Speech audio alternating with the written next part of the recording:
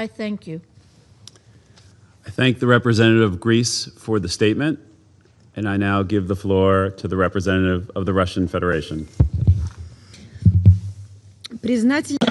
President, we thank USG for Political and Peace-Building Affairs, Rosemary DiCarlo, USG for Peace Operations, Jean-Pierre Lacroix, and USG for Humanitarian Affairs, Tom Fletcher, for the detailed briefing on the situation in Lebanon. We've carefully listened to civil society representatives. President, today's emergency meeting of the Security Council in relation to the latest round of confrontation in Lebanon is taking place in the context of and directly connection with the unprecedented escalation in the Middle East caused by the continued aggression of the U.S. and Israel against Iran. However, our Western partners might try to turn things on their heads and misportray what is happening. It is the American and Israeli military escapade that is plunging the overall region ever deeper into chaos, taking an ever-rising number of human lives and causing irreversible damage to civilian infrastructure. Serious consequences are already being felt by many Middle Eastern countries that we count among our friends. Unfortunately, Lebanon is no exception to this. It has once again suffered large-scale attacks from Israel. It is telling that even before the current escalation, Israeli leadership had repeatedly and openly threatened Lebanon with a renewal of large-scale military action. Judging by the public statements by representative of the General Staff of the IDF, plans to clear the Lebanese territory had long been in the making. At the same time, the Israelis have been repeatedly violating the agreements of 2024 that were reached with the mediation of the U.S. and France when it comes to withdrawing their contingents to the south of the Blue Line, as well as when it comes to stopping arbitrary attacks and strikes on Lebanon. President, we'd like to emphasize that we have always shared and continue to understand the legitimate concerns of our Israeli partners when it comes to the security of their country. We understand the motivations that caused West Jerusalem to begin their military operation against Lebanon. The military action of March 2nd against Israel and subsequent missile and drone attacks on the central region of Israel could, of course, only lead to extreme alarm and concern. At the same time, we believe that the IDF's response over the past 10 days was disproportionate and excessive. As seen in regular reports from the UN Secretariat, the Israelis are ignoring norms of international humanitarian law, conducting strikes against civilian targets inter alia, which have led to many casualties among the civilian population. Over the past 4 days alone, the Israeli armed forces have attacked more than 60 towns. The disproportionate response of West Jerusalem is clearly demonstrated by the number of casualties of the creeping Israeli invasion. According to the Lebanese Ministry of Health, since March 2nd, about 500 people have died, including 80 children, and the number of wounded is in the hundreds.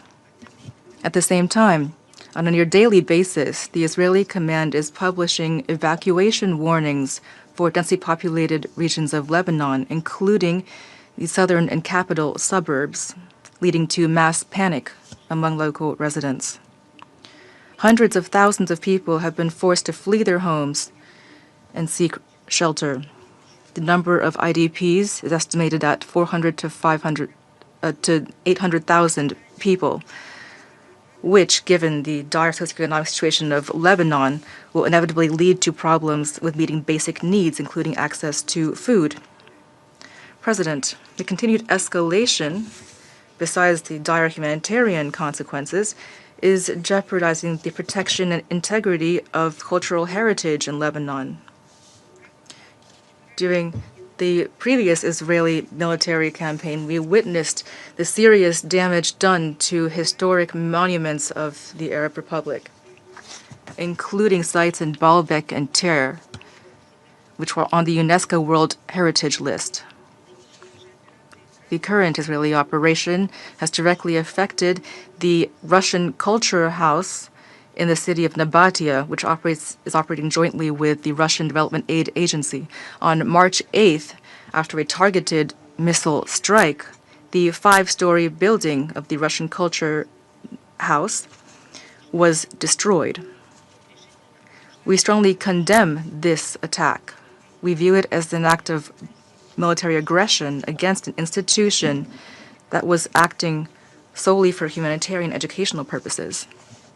Lebanese children have long attended classes in that house. No military activities were carried out there. We once again warn that indiscriminate attacks on civilian targets and diplomatic missions in Lebanon are unacceptable. On March 8th, 4 employees of the Iranian embassy in Beirut were killed, and yesterday the Russian general consulate in Isfahan was struck. This is unacceptable. In addition, attacks on personnel of UNIFIL deployed in the south of the country are unacceptable. In this context, we join the position of the Secretary General of the UN, who on March 6th condemned an incident involving a UNIFIL contingent, as a result of which 3 Ghanaian peacekeepers were wounded. We wish them a speedy recovery and call for unconditional guarantees of the safety of peacekeepers. President, in the current explosive environment, we call on West Jerusalem to refrain from using force in its interactions with Lebanon and to return to upholding its international legal obligations, including under Resolution 1701 of the Security Council. Instead of its destructive, confrontation-oriented policy, it is high time for the Israeli leadership to listen to the position of Beirut, which favors immediate de-escalation and is prepared for direct negotiations with Israel. Equally important in this context is the decision of the Lebanese government itself to strengthen state institutions and to establish control over all parts of the country. For our part, we reiterate our unchanged support for the sovereignty, unity, and territorial integrity of Lebanon, as well as the mandate of UNIFIL in accordance with the relevant SC resolutions. We believe that there's no alternative to immediately ceasing hostilities, returning to political and humanitarian efforts, and taking real steps to prevent a broader war in the Middle East. We believe that diplomatic efforts have not yet been exhausted. The parties ought to show political will and to refrain from further violence. These were our aims in preparing the Russian draft resolution of the Security Council on the escalation in the Middle East, distributed a few days ago, which will be examined today in the Council. Our document, unlike the text promoted by our colleagues from Bahrain, is non-confrontational in nature and takes into account the regional dimension of current events, including the suffering of the Lebanese people. Thank you.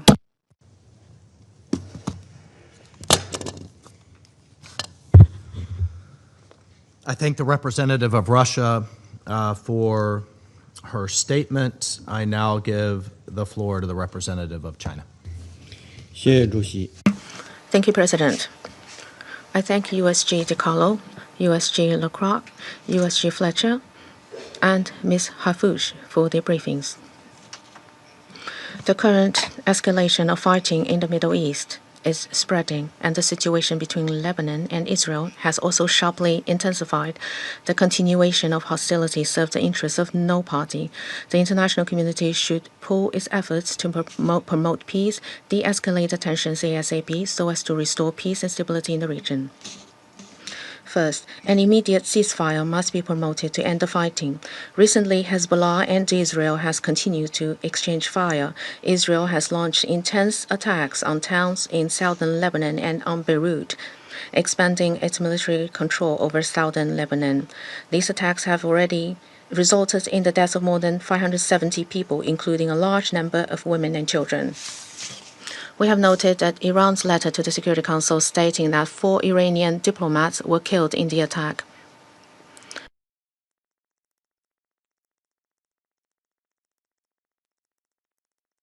Now, we call on all parties to cease hostilities, promote de-escalation, and fulfill their obligations under international law, in particular international humanitarian law. Israel should immediately withdraw its troops from Lebanon. We welcome the positive statement by the Lebanese government expressing its commitment to ending the conflict and support safeguarding Lebanon's sovereignty, security, and territorial integrity. Second, Lebanon should be supported in stabilizing its domestic situation. The heavy shelling has dealt a severe blow to Lebanon's security and stability. More than 700,000 people have been displaced, and already difficult humanitarian situation has further deteriorated. The international community should increase assistance to Lebanon and support the Lebanese government in stabilizing domestic situation and ensuring the basic livelihood of the people.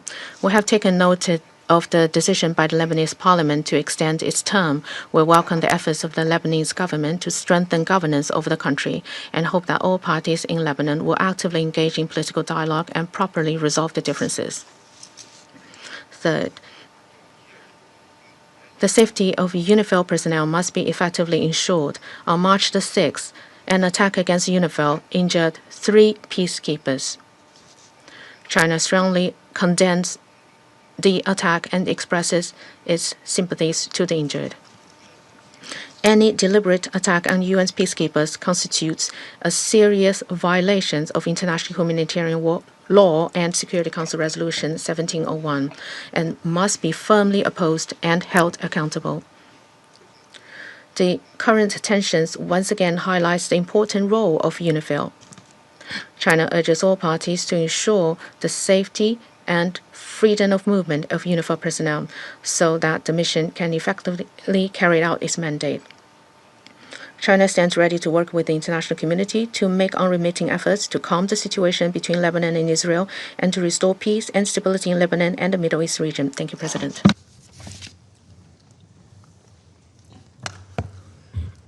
I thank the representative of China for his statement. I now give the floor to the representative of Bahrain.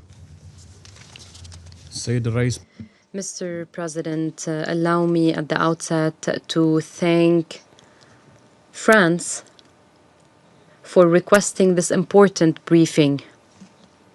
The Kingdom of Bahrain, Denmark, Greece, Latvia, and the United Kingdom joined this request. I also thank Ms. Rosemary DiCarlo, Undersecretary General of Political and Peacebuilding Affairs, Mr. Tom Fletcher, Undersecretary General for Humanitarian Affairs and Emergency Relief Coordinator, and Mr. Jean-Pierre Lacroix, Undersecretary General for Peace Operations, and Ms. Lynn Harfouch for their important and valuable briefings. I also welcome all permanent representatives with us today. Mr. President, the Kingdom of Bahrain deeply regrets the recent dangerous military escalation in the region as a result of the unjustified Iranian attacks, which have targeted my country, the Kingdom of Bahrain, and a number of other brotherly Arab states, in clear violation of the principles of good neighborliness and respect for the sovereignty of states, and in grave breach of international law and the UN Charter. The Kingdom of Bahrain calls upon the Islamic Republic of Iran to immediately cease these hostilities and stop using its proxies and armed militias in the region and beyond.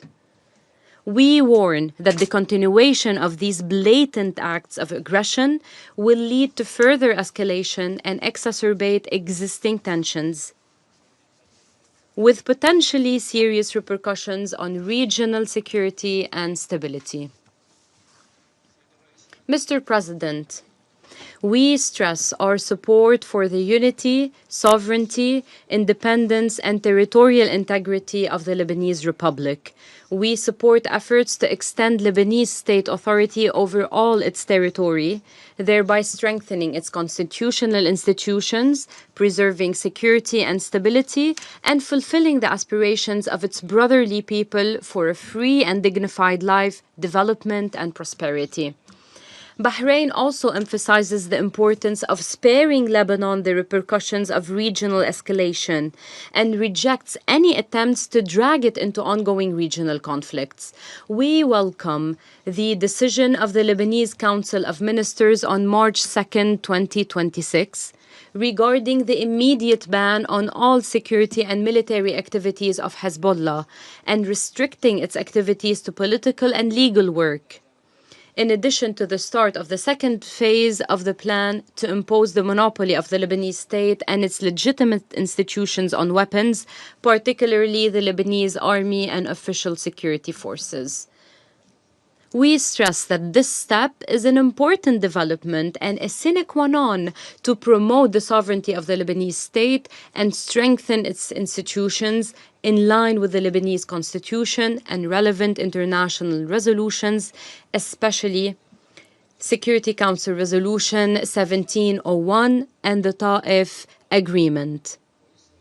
This promotes and strengthens internal stability and promotes the Lebanese state's ability to fulfill its national responsibilities and maintain Lebanon's security and stability. The Kingdom of Bahrain also welcomes the call by His Excellency, the Lebanese President Joseph Aoun, to hold direct negotiations with Israel under international auspices to reach an immediate ceasefire in Lebanon. Mr. President, the Kingdom of Bahrain is following with concern the violations of the ceasefire agreement signed between Lebanon and Israel in November 2014 as documented by the UNIFIL. The attacks by Hezbollah on Israel have led to the military escalation in Lebanon, resulting in the displacement of civilians and a worsening of the humanitarian situation. This could have repercussions extending to neighboring countries, further straining their resources and stability. In this context, we stress the need for all parties to adhere to the ceasefire agreement and refrain from any actions that undermine it. We stress that the protection of civilians and the alleviation of human suffering must remain at the heart of joint collaborative efforts. We also emphasize that the safety and security of UN peacekeeping forces is a legal and moral obligation for all parties, and that any attack against them is a clear violation of relevant Security Council resolutions. At the same time, we stress that any gradual withdrawal of UNIFIL forces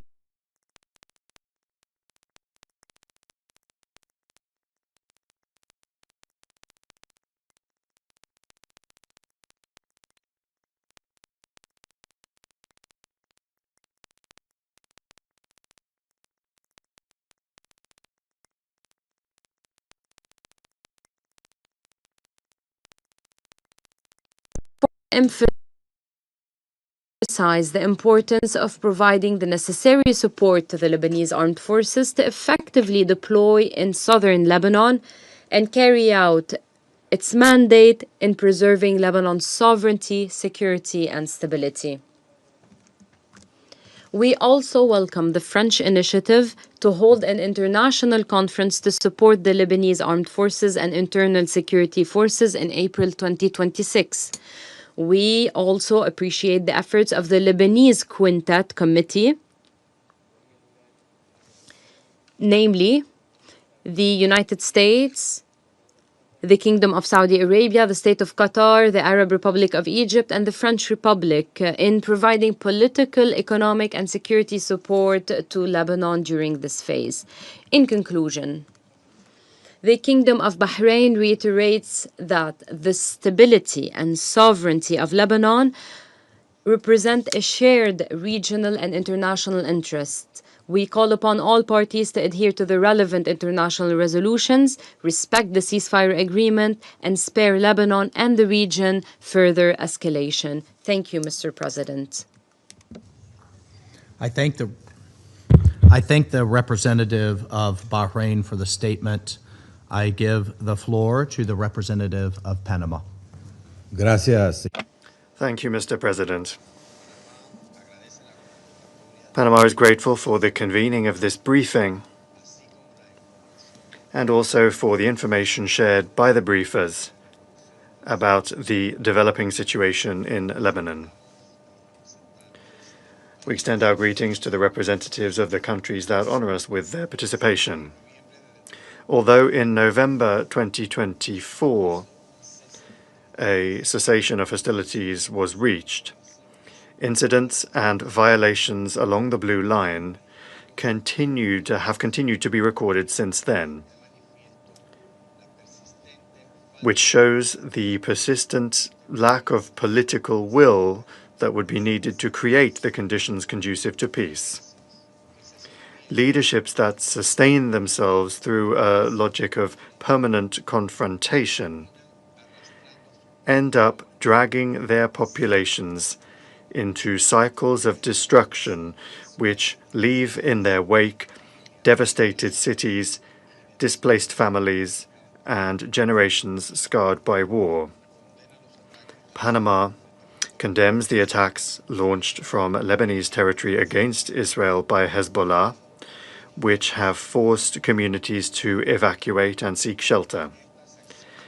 These irresponsible actions are profoundly detrimental to the Lebanese civilian population and also to the refugee communities present in the country, because they have helped unleash a dangerous dynamic of escalation, which has led to an intense military response and to an even greater deterioration of the humanitarian situation. According to recent figures from the Lebanese authorities and humanitarian organizations, more than 700,000 people have been displaced within Lebanon in recent days, while almost 600 people have died. Among them, dozens of children, women, and humanitarian and rescue workers.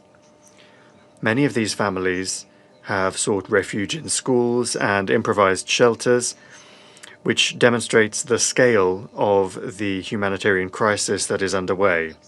Panama calls for the maximum restraint and the immediate cessation of hostilities. We urge the parties to fully comply with their obligations under international law, in particular international humanitarian law, and to adopt all necessary measures to protect the civilian population and infrastructure.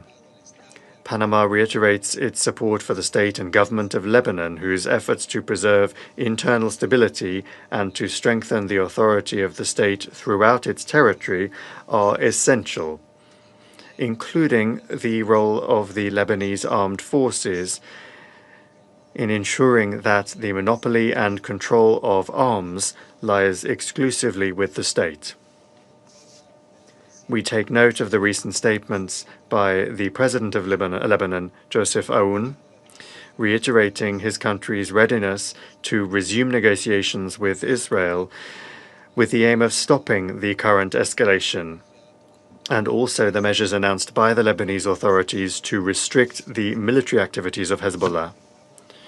We reaffirm our full recognition of the sovereignty, territorial integrity, and political independence of Lebanon in accordance with its internationally recognized borders. A safe and stable Lebanon, a secure and stable Lebanon with institutions that can fully exercise their authority through the actions that the current governmental administration of Lebanon have been carrying out is essential for the stability of the entire region.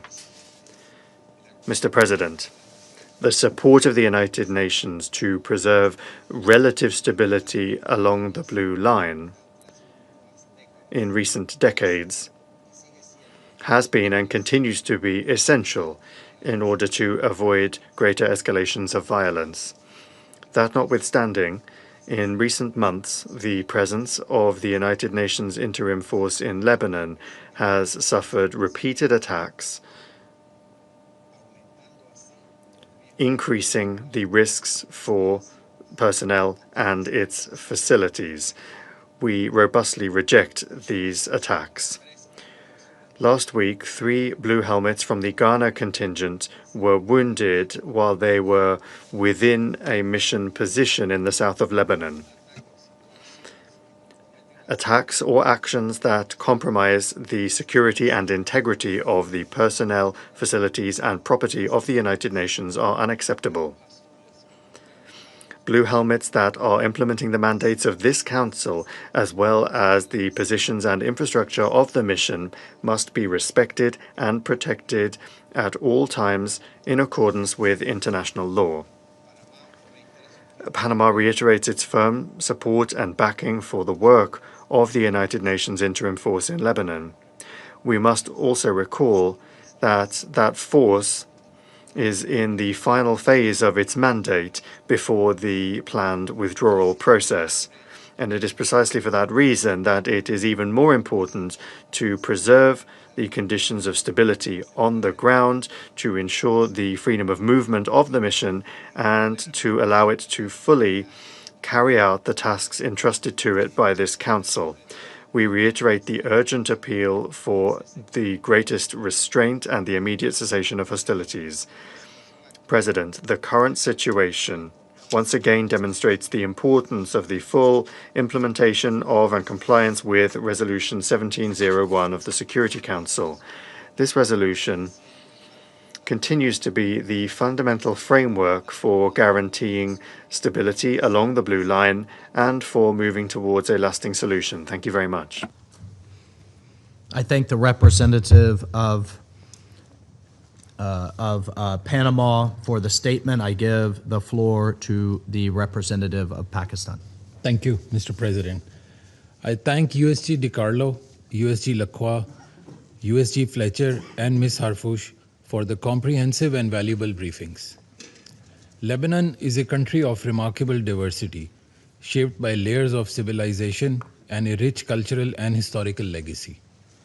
Its people have long shown resilience in the face of adversity, preserving a vibrant social fabric rooted in coexistence among communities and traditions. Lebanon needs a period of calm to pursue its objectives of peace and stability. The renewed escalation and hostilities are a matter of great concern. They threaten far more than infrastructure. They endanger civilian life and risk reversing the fragile political and security progress Lebanon had begun to make preceding the current crisis. In this context, allow me to make 4 points. First, Pakistan reiterates its full support for the sovereignty, unity, and territorial integrity of Lebanon. We condemn in the strongest terms Israel's continued military aggression in southern Lebanon, which has resulted in the death of more than 400 civilians, including at least 83 children and 42 women, and over 600,000 people displaced. Sweeping illegal evacuation orders across large parts of southern Lebanon have deepened civilian suffering. The large-scale destruction of civilian infrastructure and the blatant disregard for international humanitarian law must cease immediately. Second, the use of force must remain the exclusive prerogative of the Lebanese state through its legitimate institutions. In this regard, the Lebanese armed forces play a central role, and Pakistan supports efforts to strengthen their capacity and operational effectiveness. Pakistan welcomes the efforts of the government of Lebanon to restore stability and strengthen state authority, including the cabinet decision of 2nd March to reinforce national security structures. We also note Lebanon's de-escalation initiatives, including the 4-point plan advanced by its leadership to restore calm and stability. Third, Pakistan strongly condemns attacks on UN peacekeepers serving with UNIFIL, who have been injured in Israeli strikes. Peacekeepers operating under the UN flag carry out a vital mandate authorized by the Council. Their safety and security must be guaranteed at all times. Fourth, Israeli military activities in southern Lebanon, including the continued presence of forces and the establishment of positions inside Lebanese territory, are illegal and unacceptable. These Israeli actions, which are in contravention of international law, are also undermining the efforts of the government of Lebanon to ensure peace and stability in the country. We call for Israel's immediate, full, and unconditional withdrawal from all occupied Lebanese territories. Sustainable calm requires the full implementation of Security Council Resolution 1701 and unwavering respect for Lebanon's sovereignty and territorial integrity along the Blue Line. Mr. President, we echo the Secretary General's deep concern regarding the regional military escalation since 28 February, which has gravely undermined the November 2024 cessation of hostilities agreement. The situation in Lebanon cannot be viewed in isolation from this broader escalation across the Middle East. Heightened confrontation and unjustified attacks on several brotherly countries, which Pakistan has condemned, have gravely aggravated regional security and stability. At this critical juncture, dialogue and diplomacy must prevail over confrontation. De-escalation, restraint, and renewed diplomatic engagement are urgently required to prevent further deterioration of the regional security environment. Only through sustained political dialogue and respect for international law can the region move towards stability and peace. To conclude, Mr. President, Pakistan stands firmly with the government and people of Lebanon.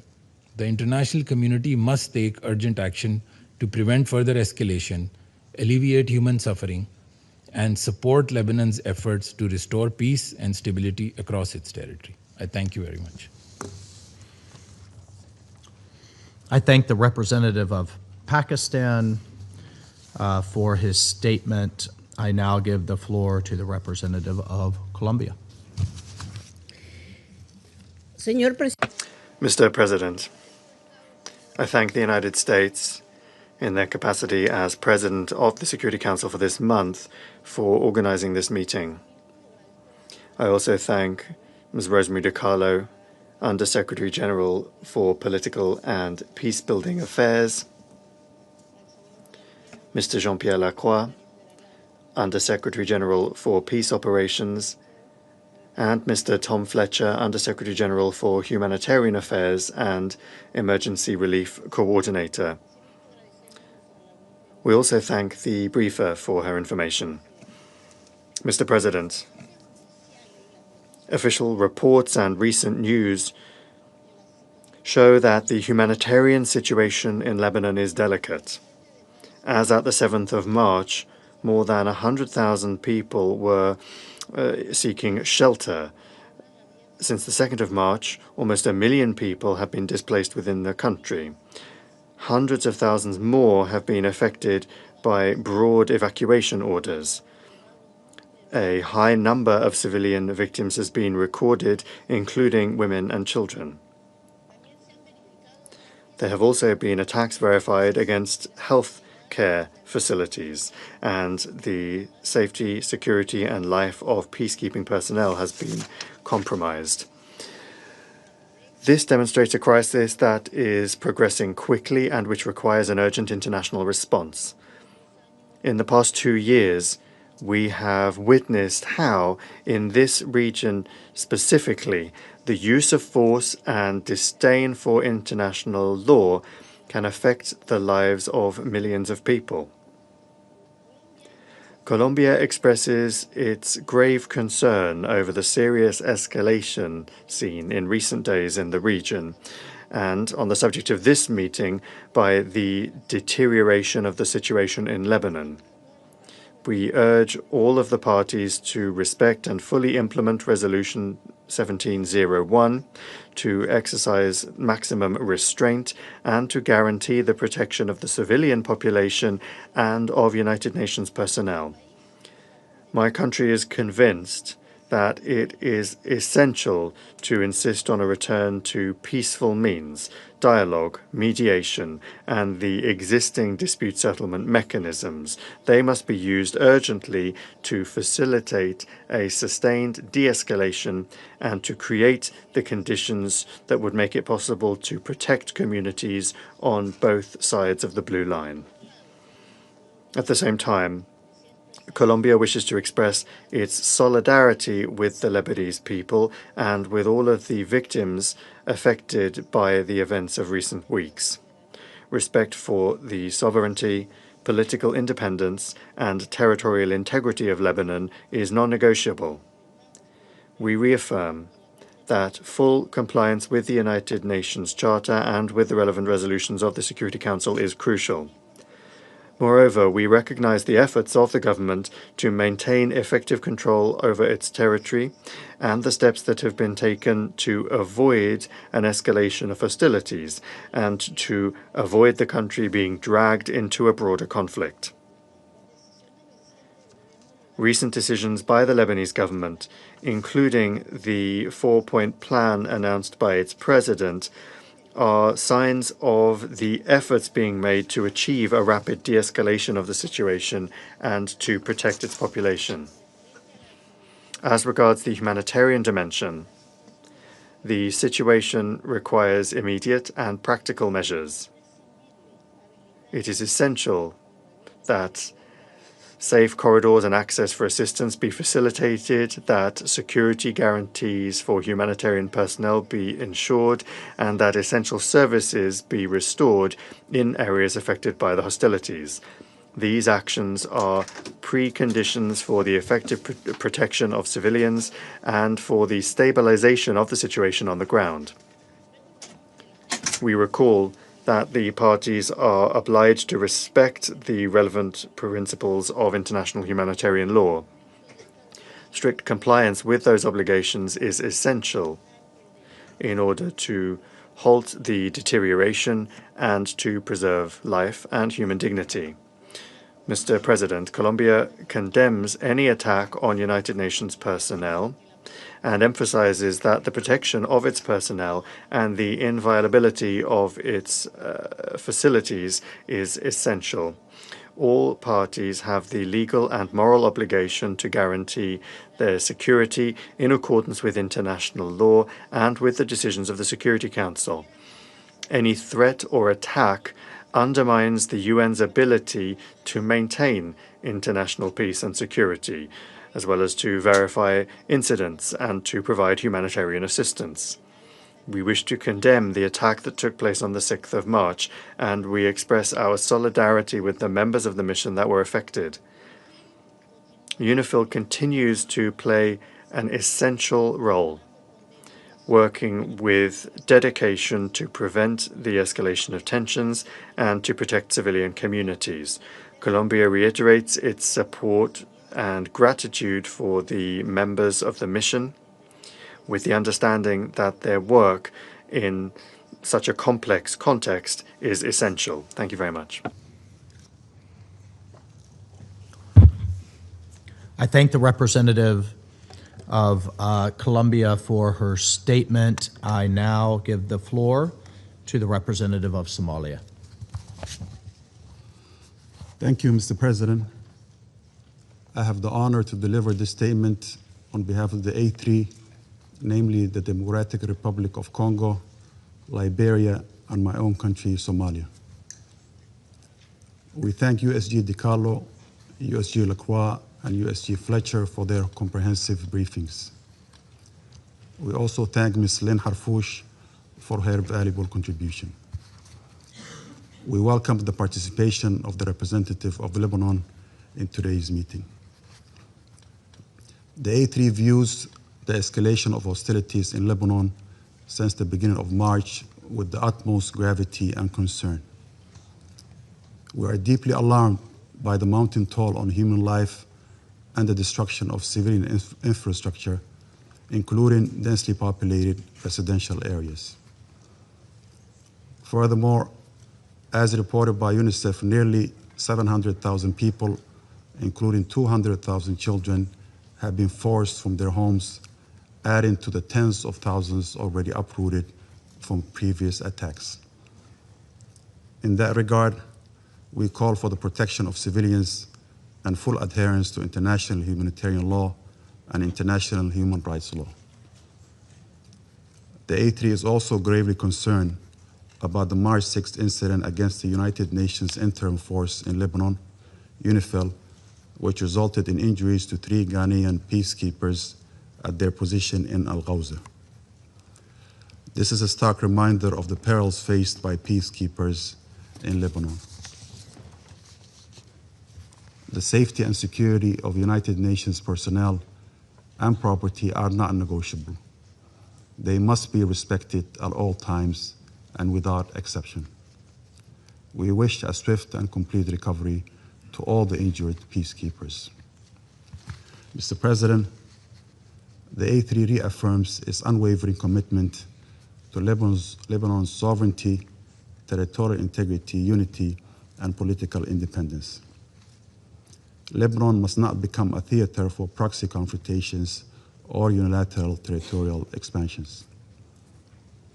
Respect for the blue line and the cessation of hostilities by all actors are essential for stability and the full implementation of United Nations Security Council Resolution 1701. We acknowledge the critical role UNIFIL continues to play in maintaining stability along the blue line. Its presence remains a critical element for the collective efforts to achieving peace in Lebanon and contribute to de-escalation.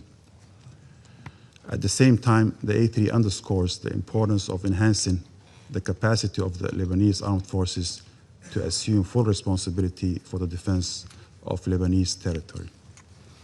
We urge the international community to intensify its support, including equipment, materials, and financial assistance to ensure their effective and sustainable deployment south of the Litani River. To conclude, Mr. President, the A3 calls for an immediate cessation of hostilities and an urgent return to the parameters of the 2024 ceasefire agreement. We emphasize that a renewed commitment to Resolution 1701 remains the primary framework for long-term stability. It's imperative that all parties prioritize dialogue and diplomacy over kinetic action to prevent a full-scale regional conflagration. Achieving a comprehensive, just, and lasting peace in the Middle East is only viable through genuine commitment to diplomacy in accordance with international law and the UN Charter.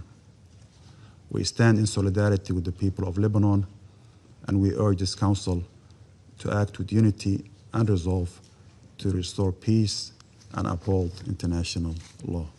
I thank you. Thank you to the representative of Somalia for the statement. I shall now make a statement in my capacity as the representative of the United States. I add my thanks and appreciation to all of our briefers today. Colleagues, the United States condemns the attacks that Hezbollah, a longtime proxy of the Iranian regime, has launched against Israel. Hezbollah has yet again made it clear that it does not represent nor does it defend the people of Lebanon. It defends the interest of the Iranian regime. It is nothing more than a proxy and, frankly, an obstacle to Lebanon becoming a peaceful, stable, and functioning state, something I think we all would like to see and encourage. We recognize Israel's legitimate security needs and its right to defend itself from the Iranian regime and Hezbollah, which are two sides of the same coin. And we ask all of you, we ask our colleagues, how long will the world continue to tolerate the Iranian regime as the world's largest state sponsor of terrorism, sowing havoc around the world as it seeks to export its so-called revolution? I ask you, what country can legitimately say it's better off or more stable because of Iranian influence over the decades. Yemen? No. Lebanon? No. Syria? Absolutely not. Iraq? No. They're all trying to rid themselves of this cancer that has spread over the decades, this disease of instability and chaos. Thankfully, the United States and this administration is taking bold action to do just that. But to the end of ridding itself of this violence, death, and destruction, the United States welcomes the absolutely historic, and we should recognize it for what it is. We welcome the March 2nd decision of the Lebanese Council of Ministers to immediately prohibit Hezbollah's military and security activities.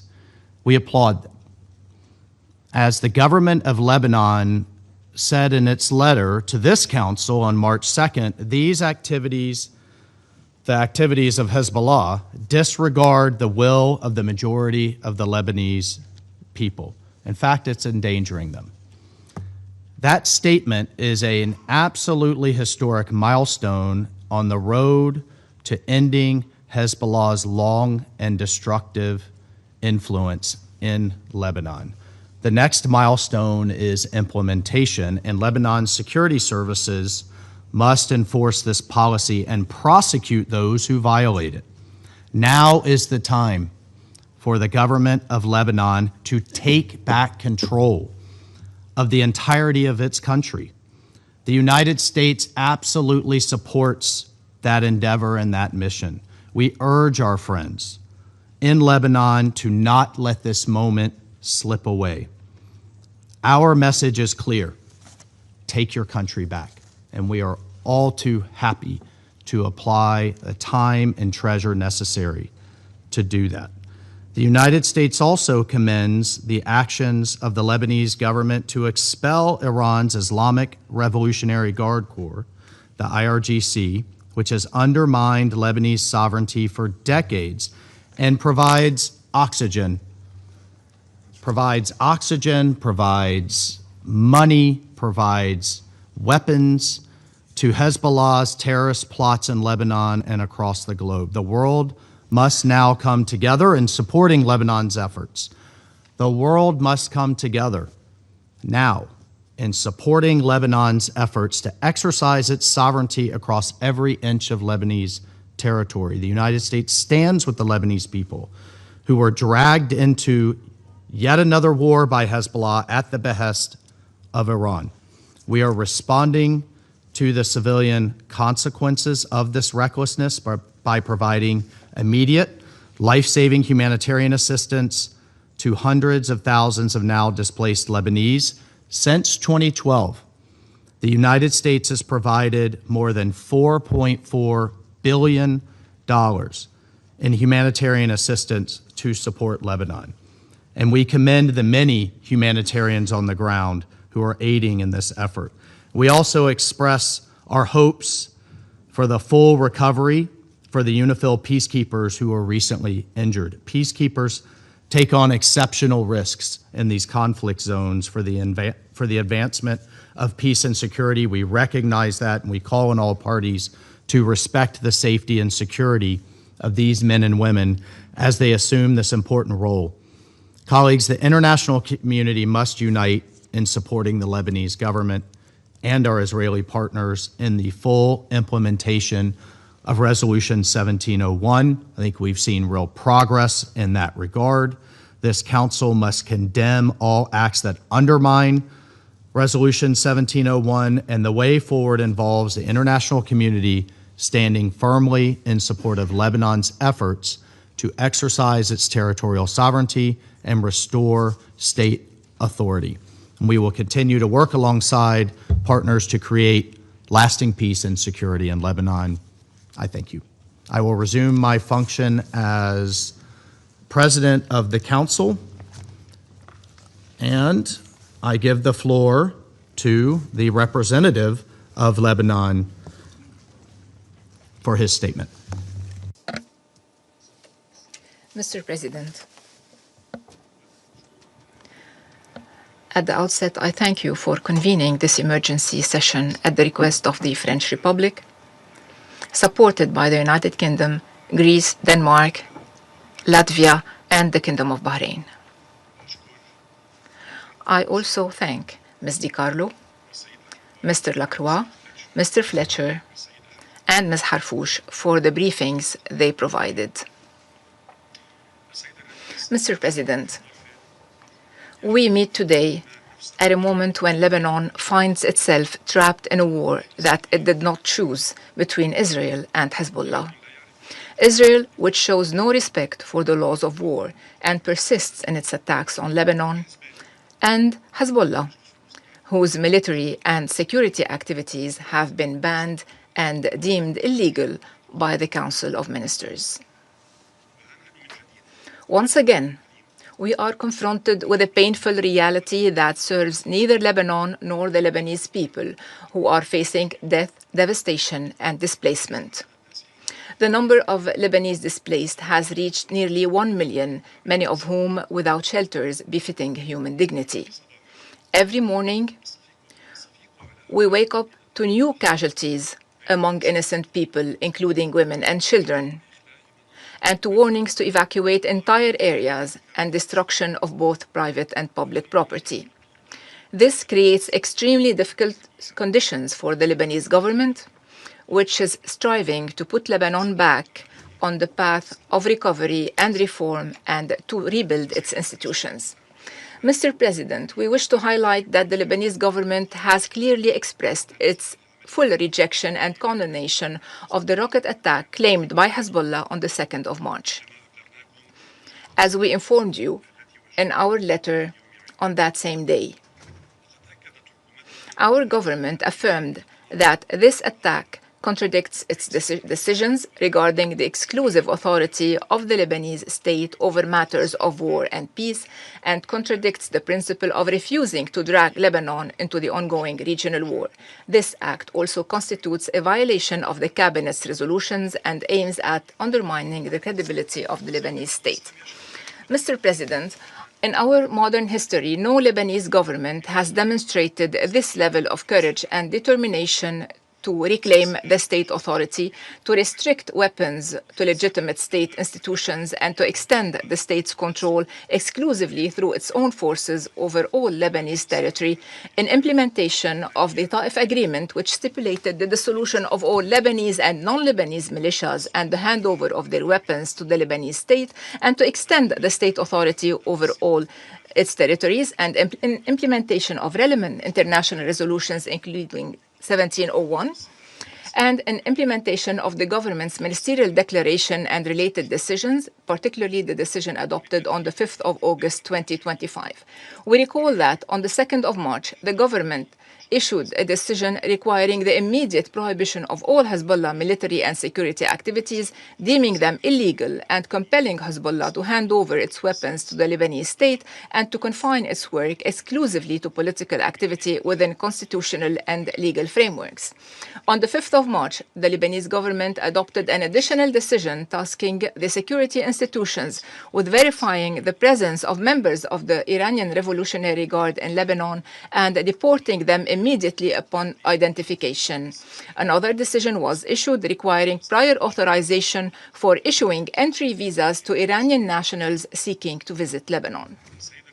Mr. President, we will not accept a return to the past.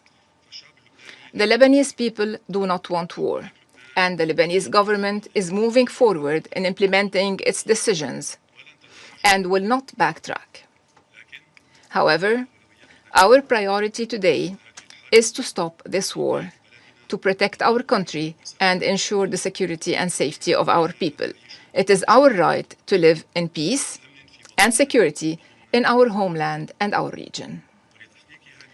To this end, the Lebanese government has expressed its readiness to enter into negotiations with Israel under international auspices with civilian participation to settle all outstanding issues. The President of the Republic called on the international community 2 days ago to support him and to implement the initiative he announced, consisting of the following: establishing a full truce, including a complete halt to all Israeli ground, naval, and air attacks on Lebanon. Second, expediting the provision of essential logistical support to the Lebanese armed forces. And third, enabling the Lebanese armed forces to take control of areas of tension, confiscate all weapons found there, and seize Hezbollah's arms and depots and warehouses in accordance with the available information. Fourth, simultaneously, Lebanon and Israel would begin direct negotiations under international auspices to implement all of the above.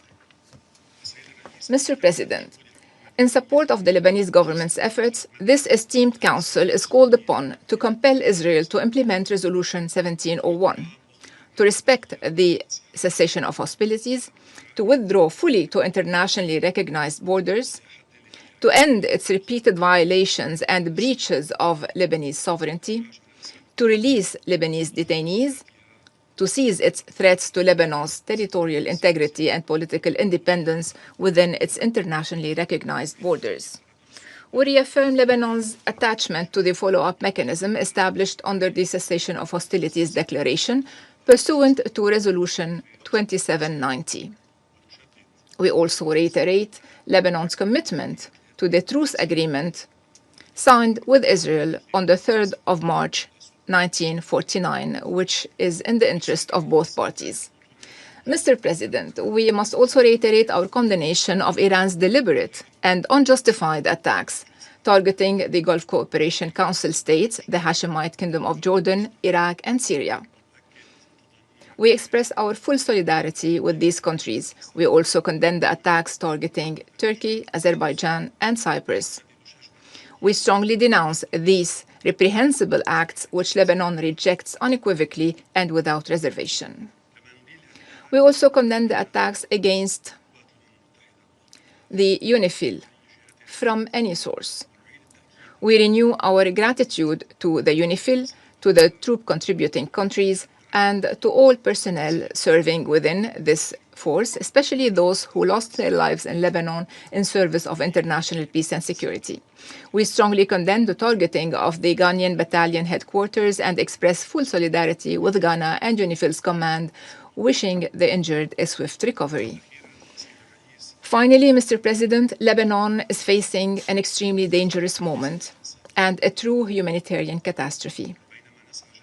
While we work tirelessly to alleviate the suffering of our people and meet their basic humanitarian needs, any support or assistance to help ease the burden of this crisis is welcome and greatly appreciated. We reiterate once again that Lebanon will not accept to be turned into an arena for settling scores. We will continue striving to lead our nation out of this ordeal stronger and more resilient. Thank you, President. I thank the representative of Lebanon for the statement. I now give the floor to the representative of Israel. Thank you, Mr. President. First, I would like to congratulate the United States for taking the presidency for the month of March, and I also would like to thank the briefers. Mr. President, since the 2nd of March, Hezbollah has launched wave after wave of attacks against Israel.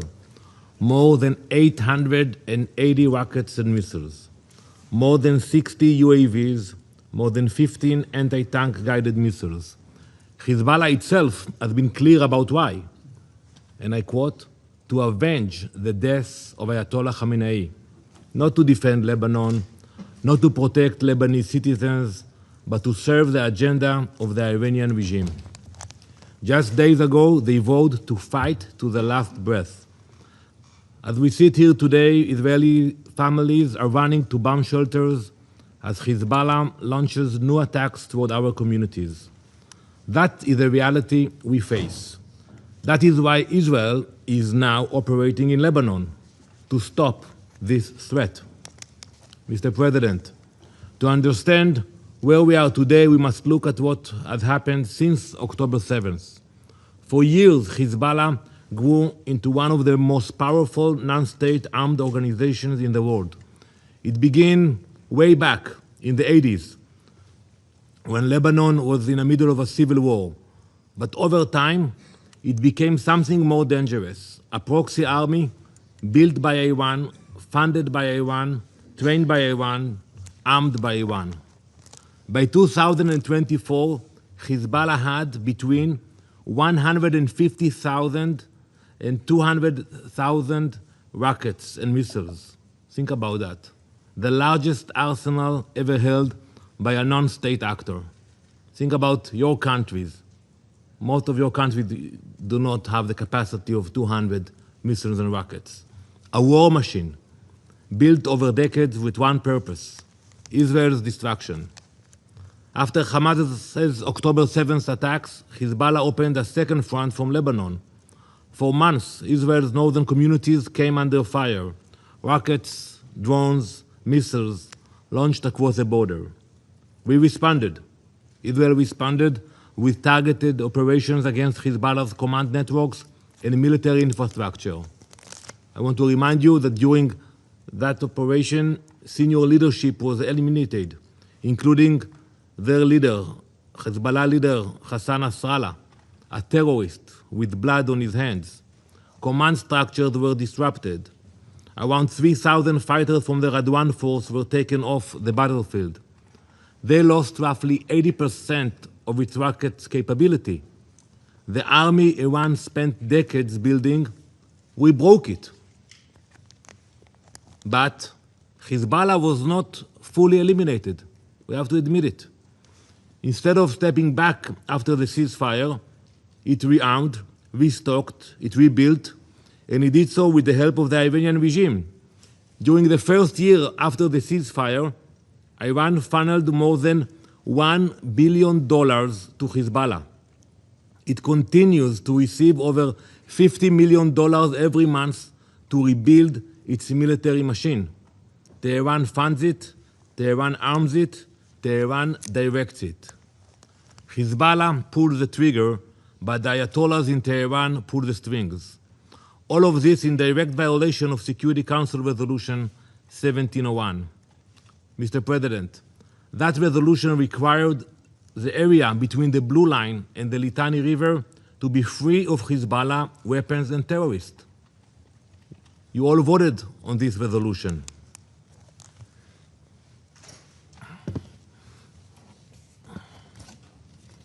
I want to show you this map, which shows launch sites used by Hezbollah to fire rockets, missiles, and drones toward Israel. You know, look where they are. All those dots are south of the Litani River.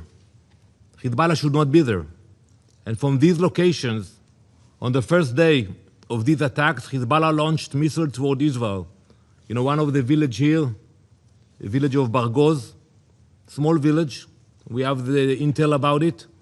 When they send a missile from those areas, southern of the Litani, it takes 30 seconds for the missile to land in Israel, in the northern part of Israel. 30 seconds.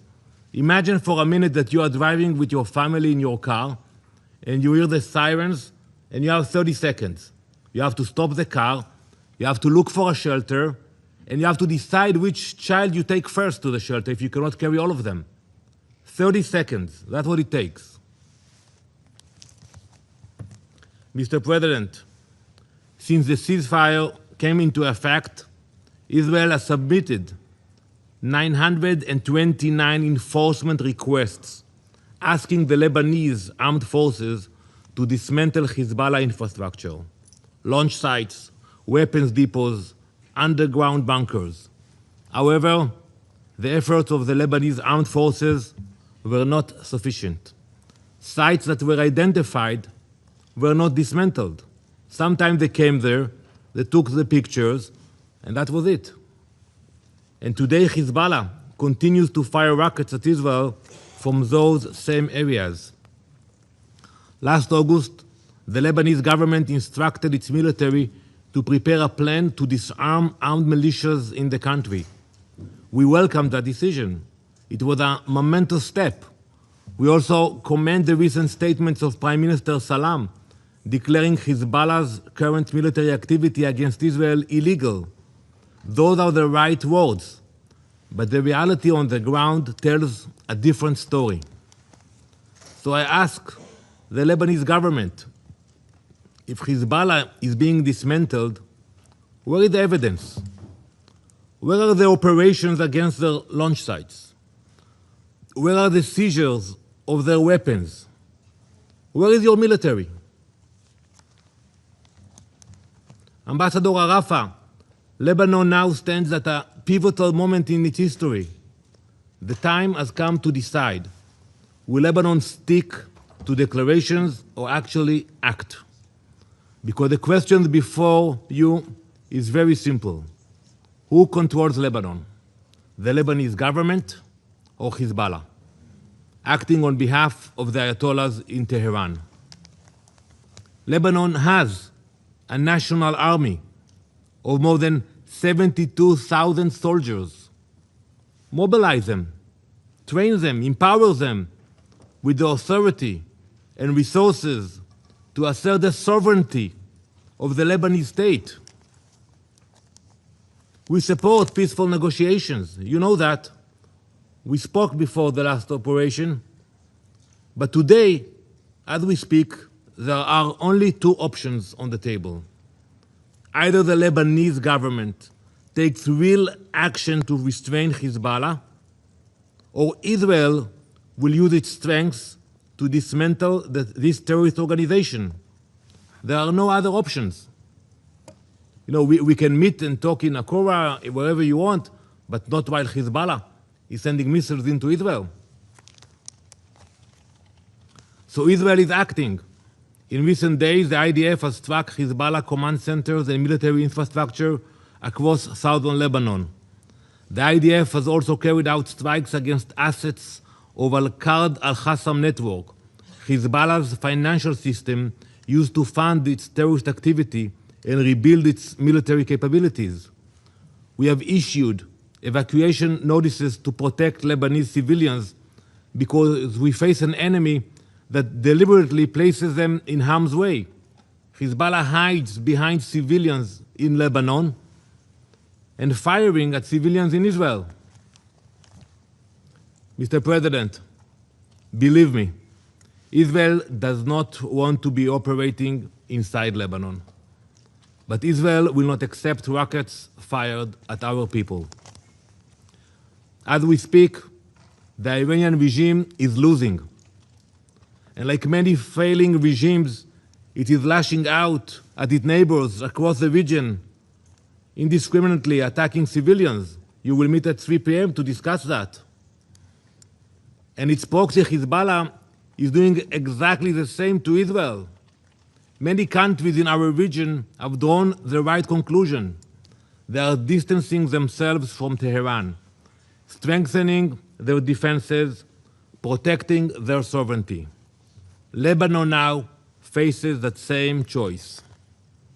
Israel will continue confronting the terror network built by Tehran, and we will do whatever is necessary to ensure that rockets and terror can no longer threaten our people.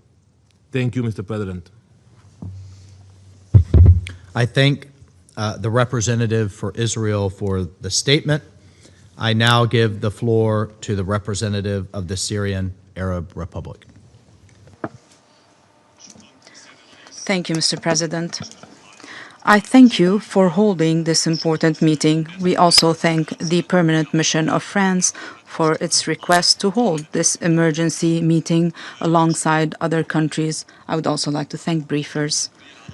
The Syrian Arab Republic is concerned by the dangerous escalation in the region with its grave political, security, and economic repercussions, including on the brotherly country of Lebanon, its people, and its infrastructure.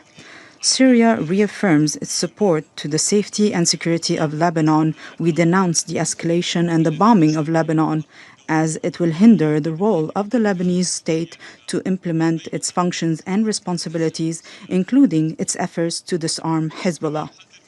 We also warn of the repercussions of the current conflict, which, if it continues, could expand in a way that contradicts the interest of Lebanon and the region, especially as this conflict coincides with repeated Israeli violations of Syria's sovereignty through aerial violations and ground incursion into Syria's territory and the occupation of new territory since the 8th of December 2024.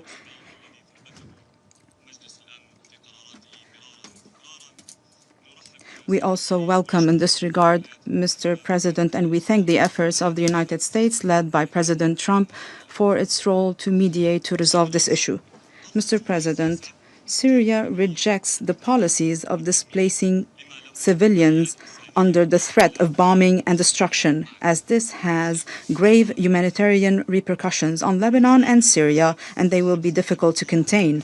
Moreover, Syria welcomes the decision of the Lebanese government to reject any military or security activities from Lebanon outside the legal state's institutions. This same decision bans Hezbollah's security and military activities and compels Hezbollah to hand over its weapons to the Lebanese state in order to consecrate the state's monopoly on weapons and strengthen its sovereignty over its territory.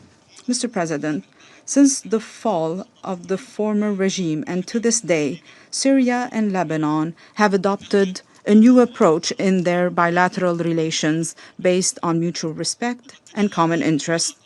As a result, a number of official visits between the two countries were held to discuss political and technical issues. His Excellency, Syrian President Ahmed al-Shara, yesterday made a phone call with His Excellency, Lebanese President Joseph Aoun, to discuss the current regional developments and their repercussions on the security and stability of the region.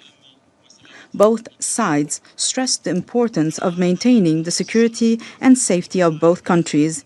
President al-Shara expressed his support to the efforts of President Aoun to disarm Hezbollah and to spare the region the repercussions of the current conflict. Both sides reaffirmed the importance of coordination and cooperation between Syria and Lebanon to maintain the security and safety of both countries and their people, and to prevent any attempts to sow discord and destabilize the region. President al-Shara expressed his support to serious steps taken by the governments of Iraq and Lebanon to protect their countries and prevent any descent towards the conflict. We are convinced that Syria is affected by the direct and dangerous repercussions of this escalation. We believe that Syria's stability is a cornerstone for the stability of the Levant and the region. Therefore, we strengthened our defense forces along the borders with Lebanon and Iraq as a precautionary measure to prevent any spillover of this conflict to Syria's territory and to confront and combat cross-border organizations to prevent them from using Syria's territory to implement their foreign agendas in a way that runs counter with the interest of the Syrian people and the people of neighboring countries. Mr. President, Syria condemns in the strongest terms all forms of the ongoing Iranian attacks against the security and stability of the Arab Gulf countries and Jordan and Iraq. We stand in full solidarity with these countries that are subjected to these wanton attacks by Iran. We call for respecting their sovereignty and territorial integrity. My country also denounces all Iranian statements and procedures on the closure of the Strait of Hormuz, as this jeopardizes the freedom of navigation and international trade, in addition to the energy supplies that impact most countries of the world. Syria calls for de-escalation and for supporting the diplomatic track, as this current escalation is an existential threat for the entire region. It jeopardizes the global economic stability.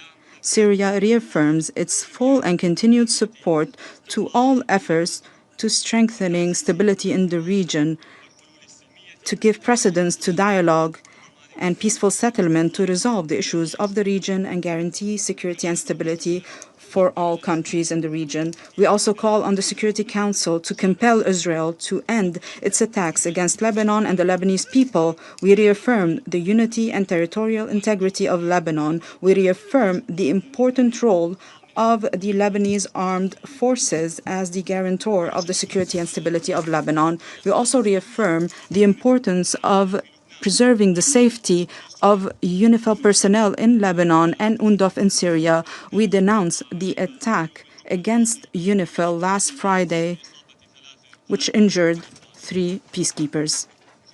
In conclusion, Mr. President, in solidarity with our brethren in the Arab Gulf countries and Jordan, Syria has co-sponsored the draft resolution before the Security Council tabled by the Kingdom of Bahrain on their behalf, which condemns the unjustified Iranian attacks and that calls for their end immediately. We call on all member states in your council to vote in favor of this resolution. I thank you. I thank the representative of Syria for the statement. I now give the floor to the representative of Cyprus. Thank you, Mr. President. Allow me first to congratulate you for the assumption of the presidency of this council and to thank the briefers for their updates. Madam President, Cyprus is a UN and EU member state most closely connected to the region, and Lebanon is not a distant issue for us. President Christodoulidis, also as Cyprus holds the rotating presidency of the Council of the European Union, has been in constant touch with President Aoun as regards the escalating situation. We call on all parties to exercise utmost restraint. Civilians must always be protected, and international humanitarian law must always be respected as well. We condemn the attacks carried out by Hezbollah against Israel following the former's decision to align with the Iranian attacks. At the same time, while Israel has the right to self-defense in line with international law, we are concerned about the intensification of military operations which have caused mass displacement. Cyprus is steadfast in its support for Lebanon's independence, sovereignty, and territorial integrity. We therefore welcome the recent decision of the Lebanese government to prohibit military and security activities and to disarm Hezbollah. We also welcome the public statements of the Lebanese Foreign Minister Raghi, who conveyed his strong condemnation of the reported drone attacks that may have originated from Lebanese territory towards the island of Cyprus. Strengthening state authority across the entire territory of Lebanon is essential. The monopoly on legitimate force must rest solely with the Lebanese armed forces. Cyprus has long supported the Lebanese armed forces and will continue to do so as a strategic priority.